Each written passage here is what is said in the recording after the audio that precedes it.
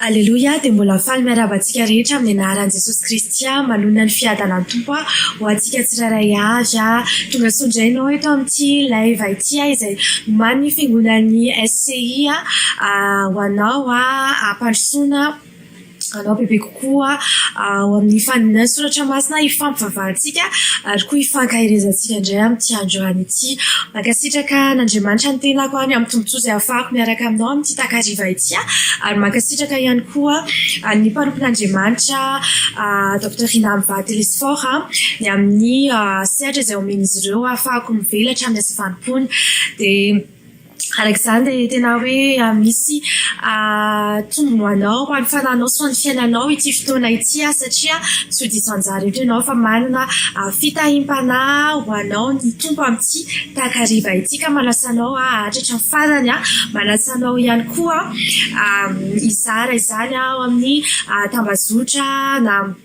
Facebook zany na YouTube dia afaka zarainao izany dia ao anatin'izao volany fitsanganana izao moa atao anatin'ny volana Jolay iny dia mino aho fa tena hoe natsangan'Andriamanitra ny fiainanao na amin'ny ara-panahy ny amin'ny ara-nofo dia tena hoe tena tsapany izany fananganana izany ianao ary tianentana anao fa matrikisa ady ianao dia ny ety amboalohany fa tena hoe ho tahian'Andriamanitra ianao ary aza atao tahaka ny mahazatra ny fanarahanao izao live izao fa tena hoe mandraisa anjara mihitsy ianao ao anatin'ny vavaka tena hoe aseho finoana ilay izy fa tsy fahazarana fotsiny tia mamaky ten'Andriamanitra sady izay efa fantatsika loatra ao amin'ny Joba 2:21 amin'ny anaran'i Jesosy Kristy manao hoe mifankazara amin'ny tsito ianao dia hiadana izany no atongavany soa aminao. Amen. Dia fa mifankazatra amin'ny tsito ianao na ianao samy ianao rehetra na miaraka amin'ny olona ny mpiangonana na tahaka an'izao fotoana izao dia fa mifankazatra amin'ny tsito tsika satria dia tena mifanerasera aminy ao anatin'ny vavaka ary misaintsaina ny momba aminy momba ny sitrapony dia minoa ianao fa isy ho tonga eo amin'ny fiainanao ny soa ny tsara indrindra'Andriamanitra tsika dia tsara sady mpanao tsara dao tongontsika amin'ny vavaka izao fotoana izao tena hoe hisaotra n'Andriamanitra tsika ny amin'ity fotoana ity hisaotrana tsika ny amin'ny zavatra rehetra izay homany antsika amin'ity androany ity hifona amintsika raha mety misy fahotana izay tsy mifanaraka amin'ny sitrapony manakana tsy asa feno amin'ity fotoana ity hangataka ny fanatrehantsika hangataka ny fahafenon'ny fanahy masina ary hanapaka ireo asa ny fahavalo rehetra izay mety manakana antsika tsy hidirantsika ao amin'ny anjara voatendritsika dia asan-drato ary mivavakao. Raha io amin'ny anaran'i Jesosy Kristy dia mbola mankasitraka fenonao izay amin'izao takariva izao misaotra anao izay Jesosy satria fantatray fa eto ianao no niandry ilay voalohany teto. Mankasitraka fenonao izay satria manana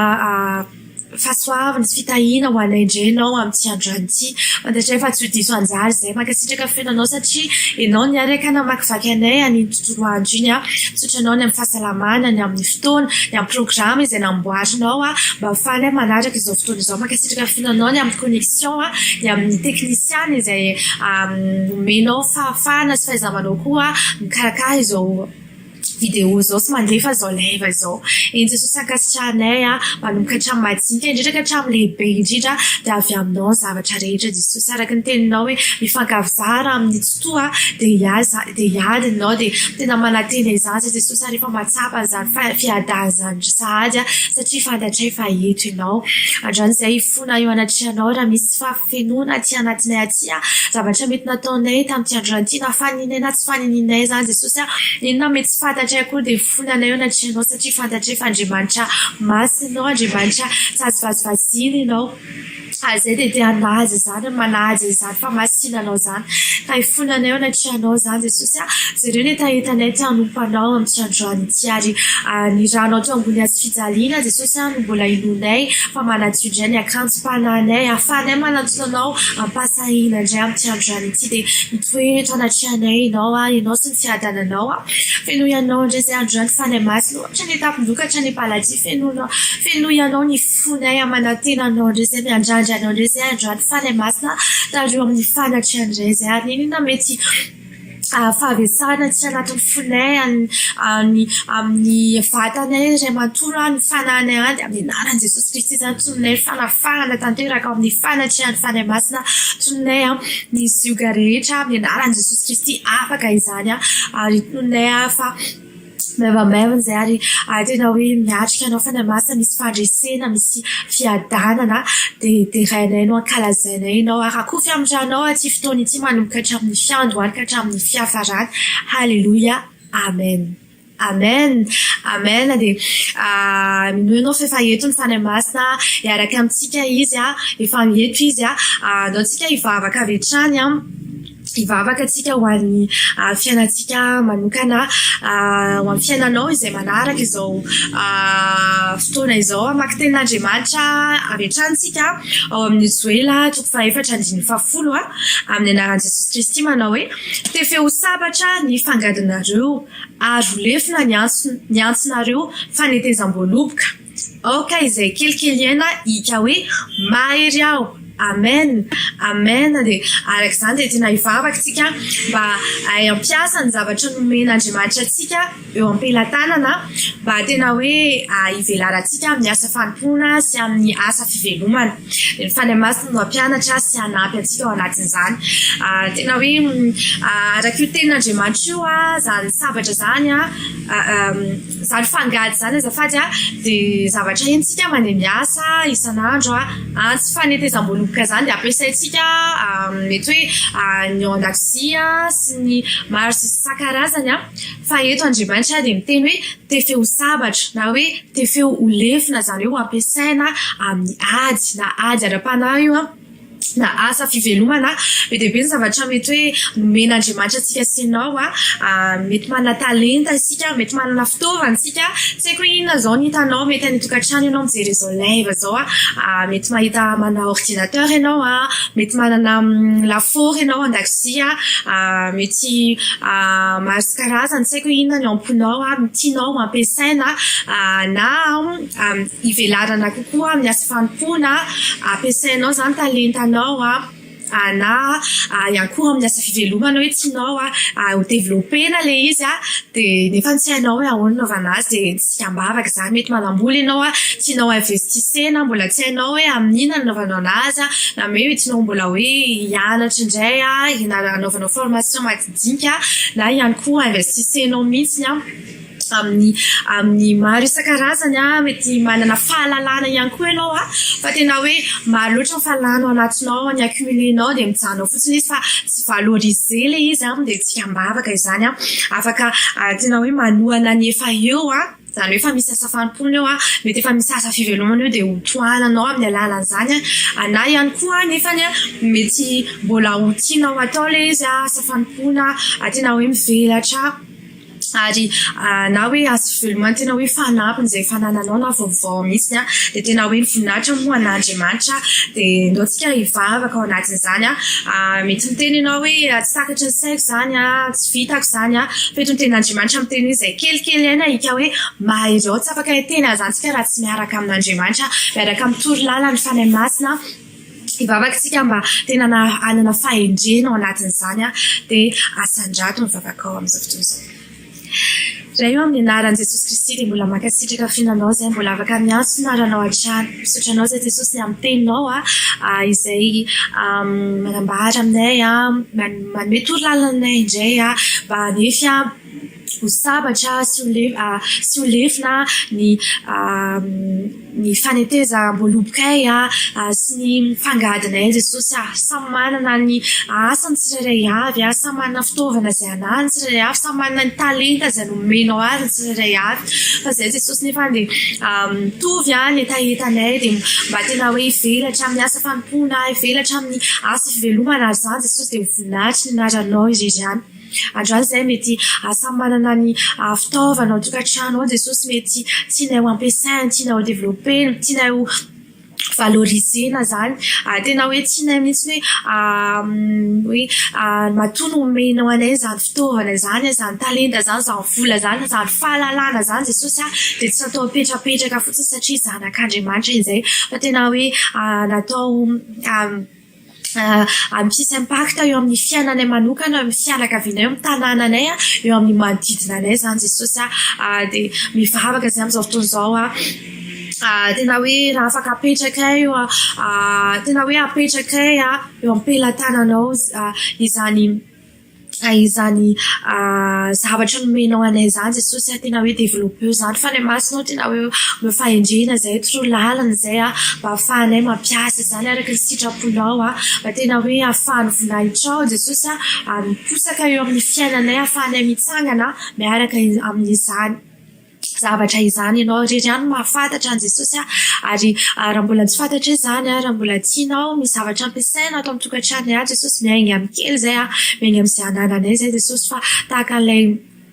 vavy manantena izay niona tamin'ny mpanomponao dia tena hoe ataonao hoe tena hoe tsomy Jesosy ny vilany izay efa nisy tao an-trano ny amin'ny diloilo tsy ho lany Jesosy fa tena hoe multiplienao izany makasitraka fiainanao zay Jesosy satria mahery zay miaraka aminao mahery ary tsy kivy zay efa manana fiadanana mana fanantenana dia ianao Jesosy dia misaotra indrindra eo halleluja amen amen amen dia afaka ataonao foana izany vavaka izany afaka apetraka ao ametrahanao tanana mihitsy tsy haiko ina mety anananao fa tena hoe ho afaka ampiasaina zany tsy mijanona mameno trano fotsiny zany tsy mijanona mameno sainao fotsiny zany fahalalana zany tsy mijanona any amin'ny ao ambanondanao na ny ambongo fotsiny zany vola zany fa tena hoe ho ampiasainao ary tena hoe andriamanitra dia andriamanitra multiplication dia tena hoe multiplien'andriamanitra izany dia tsy eo ihany koa voninahitra andriamanitra dia naosika anaraka hira ary hosana ho an'ny zanak'ondry n'andriamanitra dia tena hoe atao eo amin'ny fonao zany dia tena hoe inoy fa raha kelikely irenao dia mahery halleluja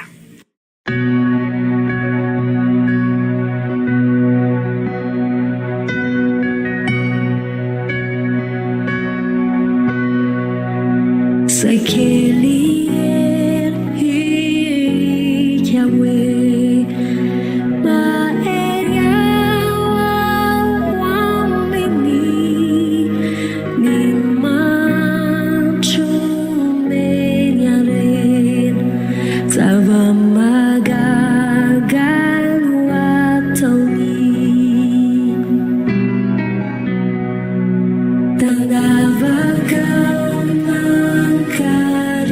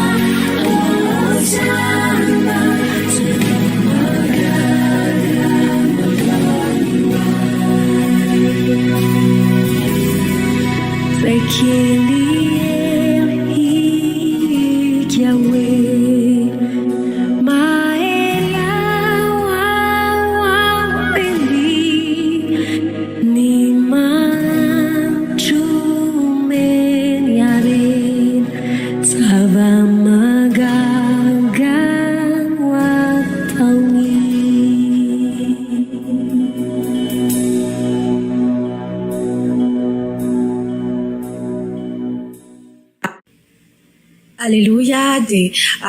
tonga indray tsika amin'ny fotoanan'ny fampahirezana foy amin'izao takariva izao fotoana indray tena hoe isanitsanantsika indray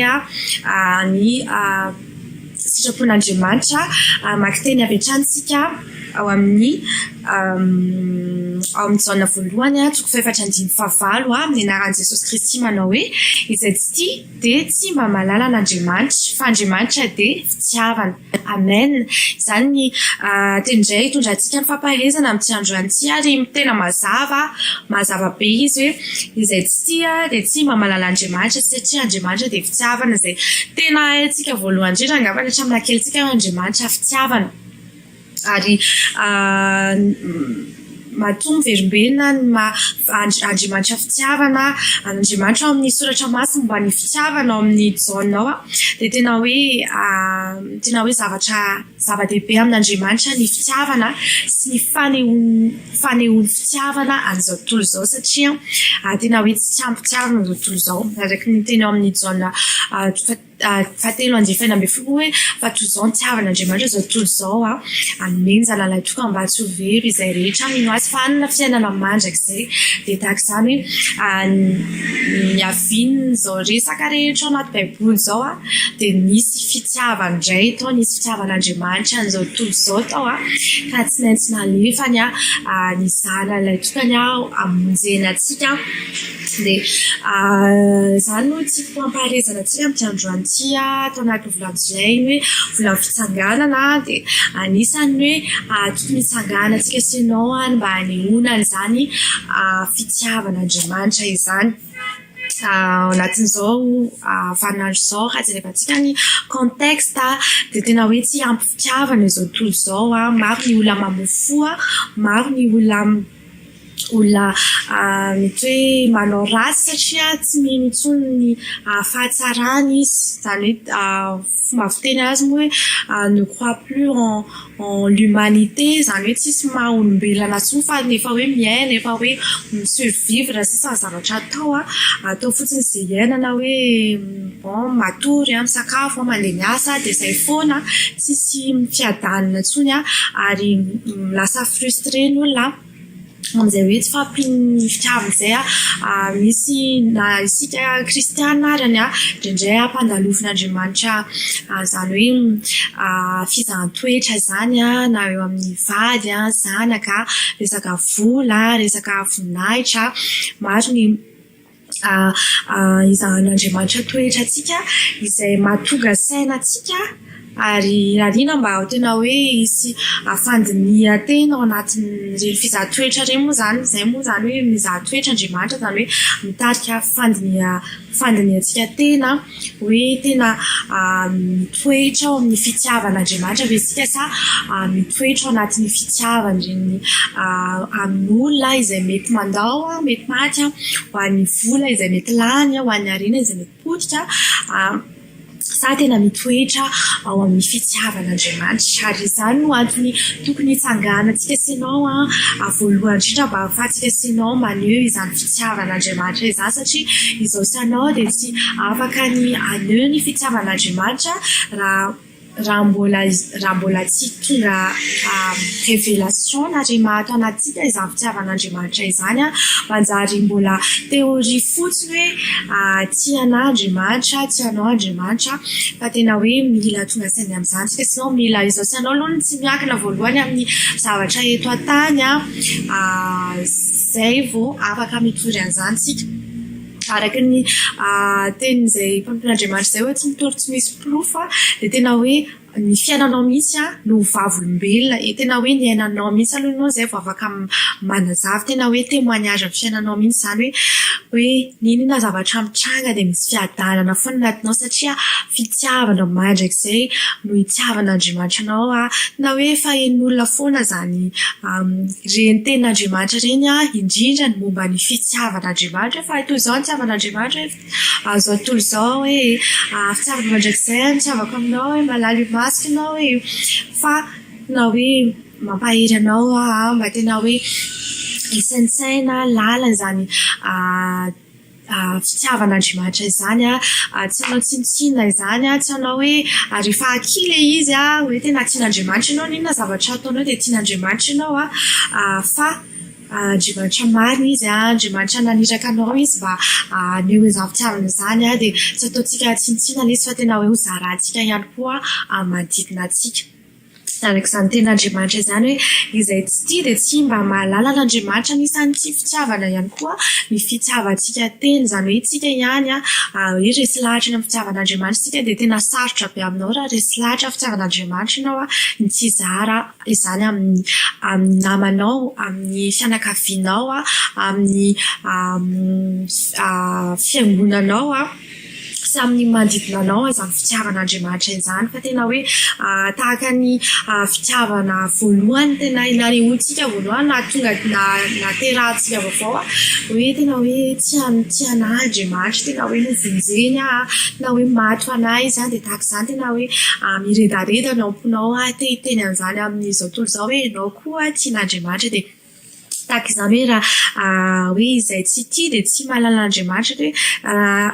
raha tsy tianao dia tsy hisy rarahinao an'izay olona hafa any fa avelao any hoe manota be iny dia reny tsy ho avitra intsony fa avelao any fa tena hoe tian'Andriamanitra ianao dia tsy manodidina anao koa mba ho vonjena na dia olona mijoro fahavalonao tena manahirana anao ary izy any ampiasana any ento ambavaka izy mba tena hoe ifanena amin'izany famonjen'Andriamanitra ary tena hoe tsapa izany ny anjarany ao amin'izany hoe fitiavan'Andriamanitra anazy izany dia mila mametraka isika mametraka an'Andriamanitra ho lohalarana ao am-pontsika noho izany mba ahafahantsika tena hoe hiditra ao anatin'izany hoe ahafahantsika tena hoe mitory anazy mitory ny fitiavany mba tsy hoe isika indray arany hoe vao misy zavatra mahazo kely ny zavatra ao am-pontsika dia tena hoe malemy tapaka an'andrasy sisa satria ny fontsika mbola tsy an'Andriamanitra tanteraka ny fontsika mbola tsy miankina tanteraka aminy fa miankina amin'ny materialy dia tsy afaka tena hoe maneho izay tsika tsy afaka nizara fitiavantsika raha tsy mifany amin'ny masina izay mampiredareda ny fitiavan'Andriamanitra mahatonga ny fatahoran'Andriamanitra ao am-pontsika ao mba tonga antsika ankatohan'Andriamanitra dia misy tsika mamonjy fanahin'olona mamonjy fiainan'olona ka noho izantsika dia mila mitsangana izay moa no efa toriana amintsika foana tanatin'ity volan'ity hoe mila mitsangana izao sy ianao dia anisan'izany ny mba haneho fitiavan'Andriamanitra izao sy ianao dia porofo ny fitiavan'Andriamanitra ny témoignage fiainantsika hoe taloha tsika samy nanana fiainantsika any dia ny fomba nisy tomban'Andriamanitra tsika ho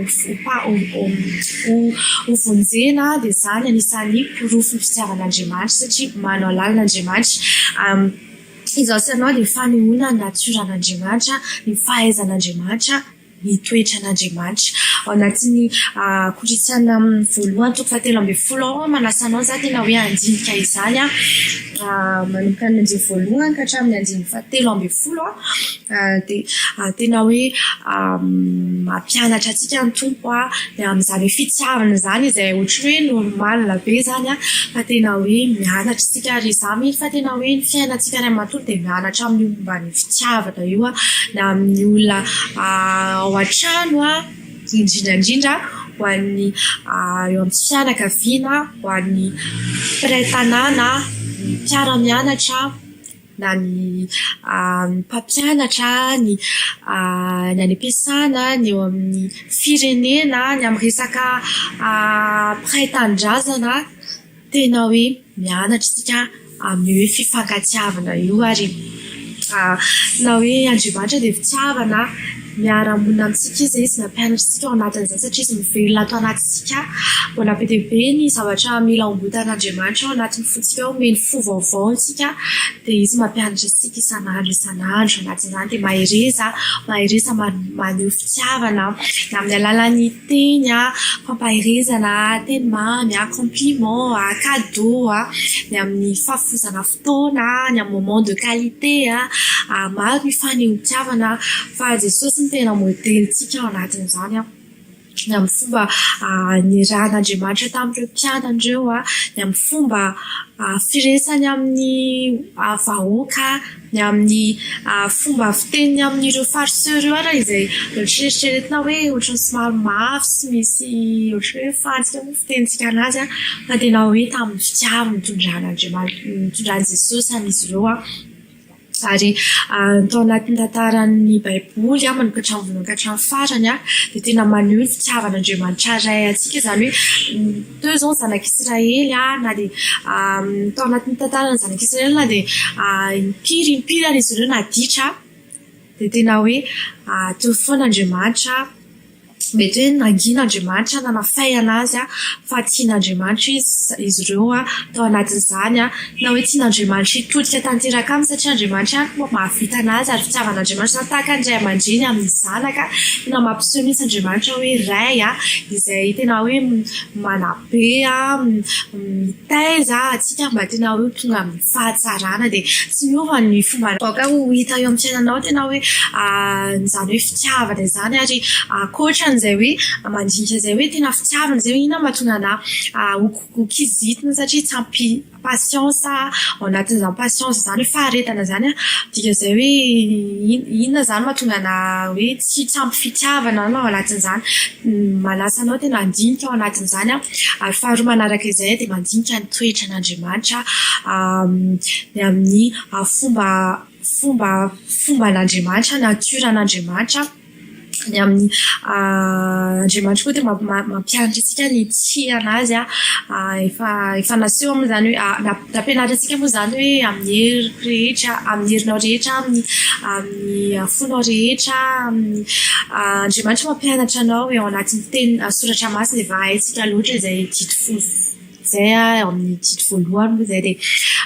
mino fa na voaray zavatra indray ianao fampatsiahivana ihany izy ny pratika no mbola fiainana iray manontolo izay mafampatsiahivana azy fotsiny fa tena hoe fiainantsika no mianatra miaraka amin'ny fanamasina indrindra no mianatra miaraka amin'Andriamanitra fitiavana izay monina ato anatsika dia andaontsika naraka ity iray ity dia eo anatin'ny vavaka.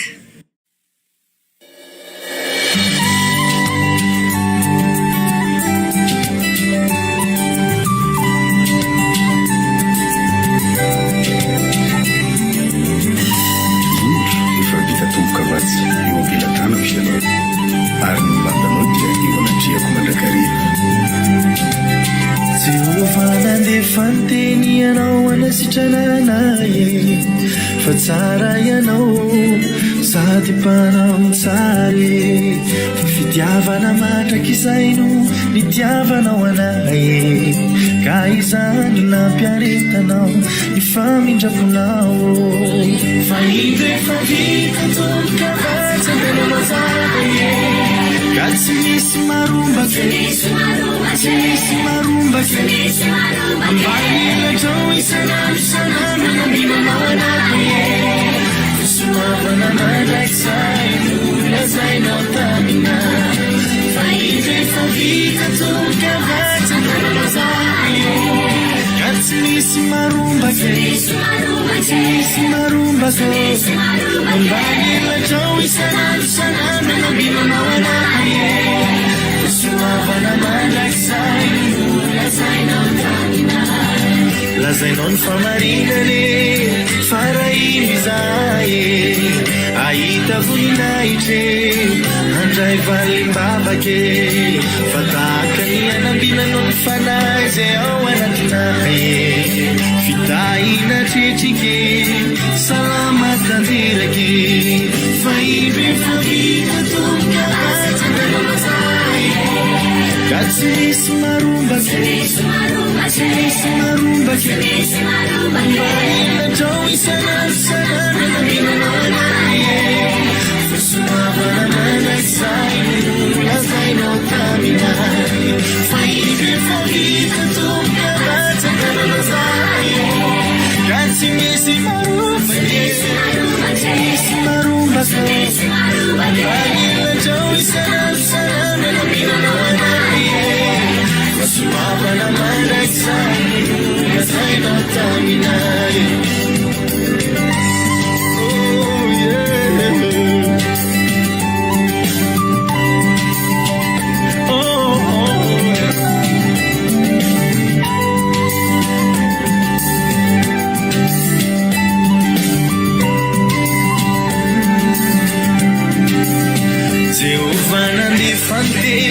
fikasana wanaye fazanakadino sifuno tsarine famalala ewi masunao yatsuana wanaye ampuno tanterake faile favita tonga katetanamazayo gatsis marumba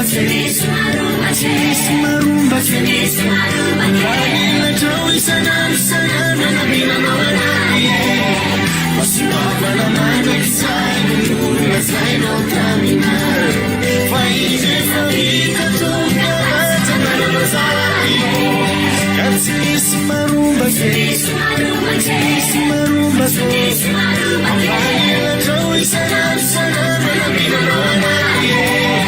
masumavana mandraiksay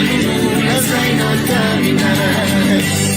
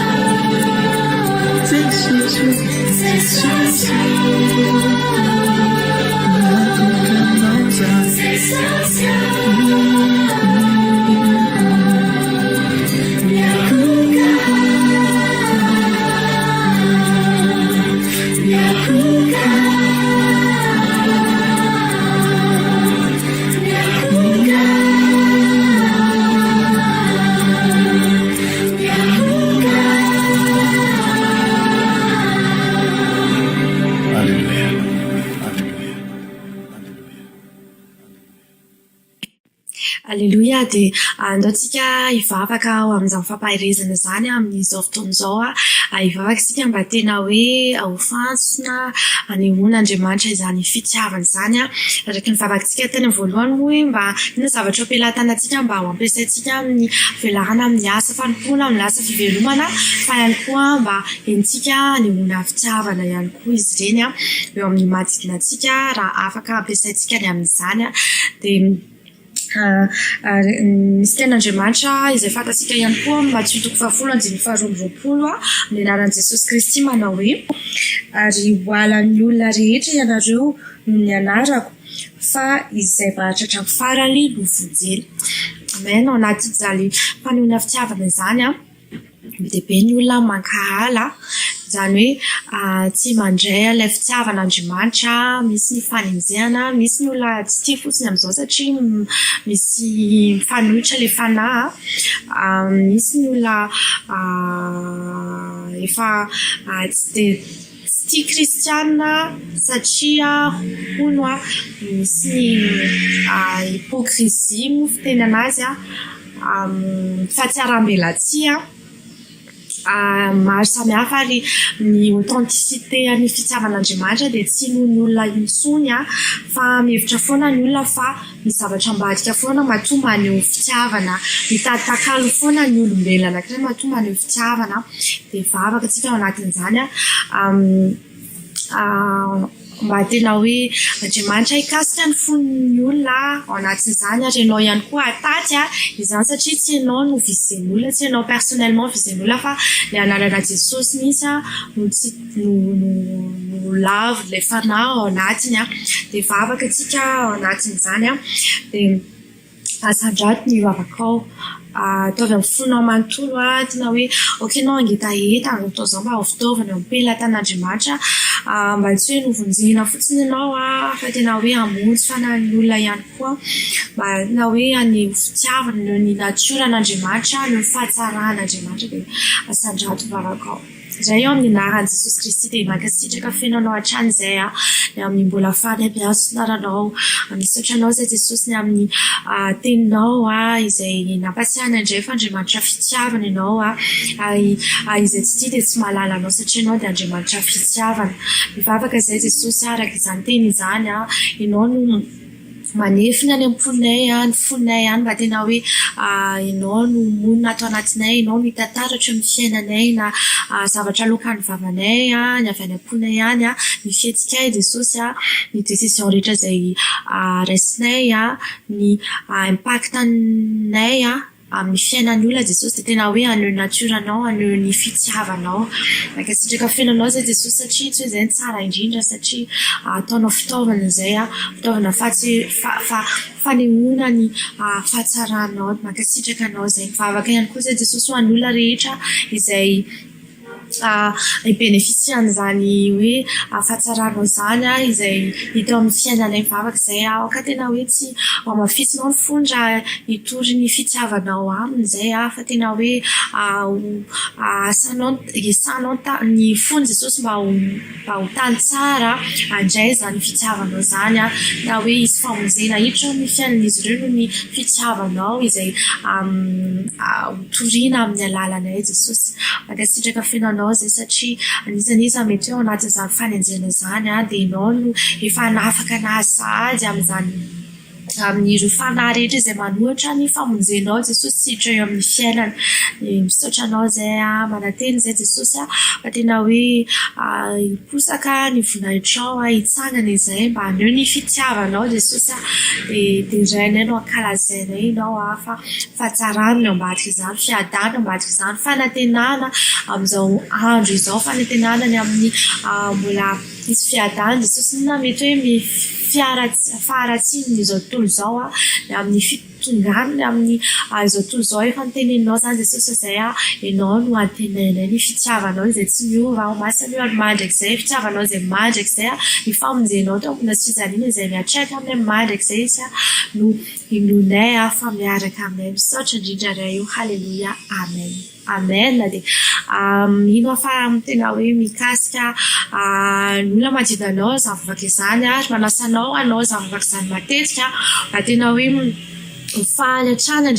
satria ianao tsy nofofonina foana tsy novonjena foana ianao fa tena hoe ilain'Andriamanitra fisianao ianao manokana io mihitsy mba hamonjena izay olona akitinao zay hamonjena izay olona hifanena aminao zay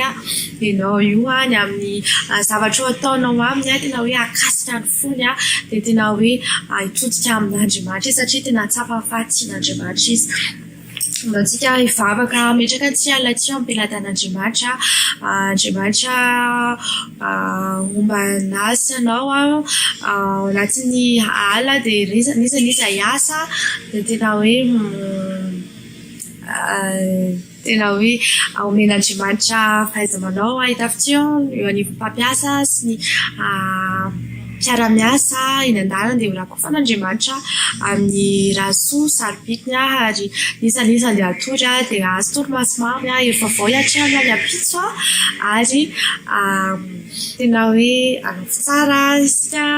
anio alina dia ndao tsika ametraka izany alina izany eo ampelantan'Andriamanitra. Sandrato ny feonao.